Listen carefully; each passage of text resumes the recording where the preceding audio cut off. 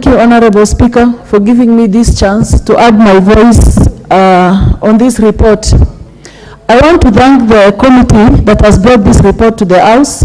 The report is so comprehensive and it is candid. I want to congratulate the chair and the entire committee. Honorable Speaker, we will agree, all of us will agree that our roles are the same as legislatures, irrespective of which divide of the House we come from. When it comes to oversight, it becomes our role that is basic to all of us. Whether we are in government or in opposition, oversight is our role. And when an oversight report like this one is brought on the table, Honorable Speaker, it is our role as legislatures to pick out things that are really speaking into the lives of Kenyans. I want to support this motion, this report, that indeed it has talked about the evils that are bedeviling Kenyans. One of the evils that has caught my attention, Honorable Speaker, is the ethnicity. It is true, and it is in public domain, that presence of some tribes in government institutions is very questionable. If you did a head count, even by guess, but just by looking at them, you will find out that some of the tribes are missing in institutions of government. Looking at a tribe like Turkana, since creation, there has never been a CEO in this country coming from a Turkana tribe. Mr. Speaker, that speaks to us that indeed regional balancing is a dream yet to be realized in this country. And it's not that no educated people in that particular community. Most of our communities have taken their children to school and they are qualified to take these positions, Honorable Speaker. The other evil that is eating our country up is corruption, Honorable Speaker.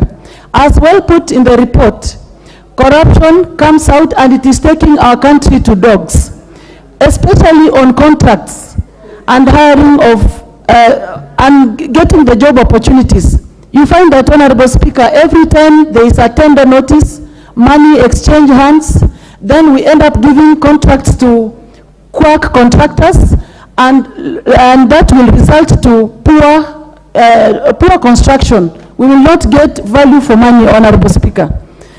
Then the other evil that has been pointed out by the report is the behavior of the CEOs, the accounting officers.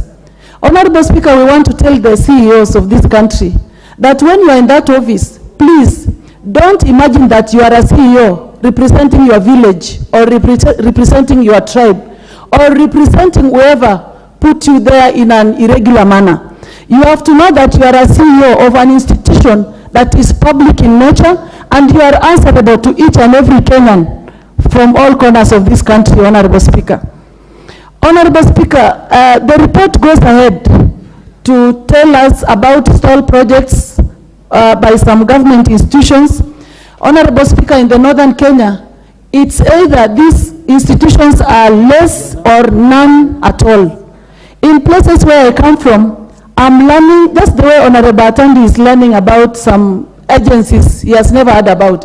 Even me, Honorable Speaker, as a county MP for Turkana, there are institutions I've never known they exist in this country. But when you are here in Nairobi, and some of them in nature are supposed to be down there on ground.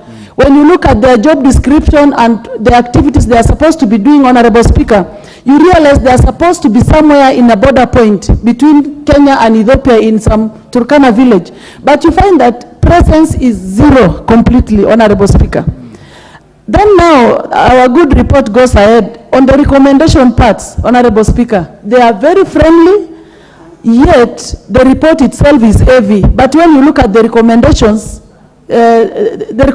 are not good. They are not commensurate with the evils that have been talked about by the report. So I want to appeal to this oversight committee that please relook at the recommendations so that they are commensurate with the evils that these government institutions are doing on our people. So we want to show you gesture as MPs from government side that when it comes to oversight, there is nothing like government. Because if my people wouldn't have elected me to this house, government will not know who is Honorable Cecilia.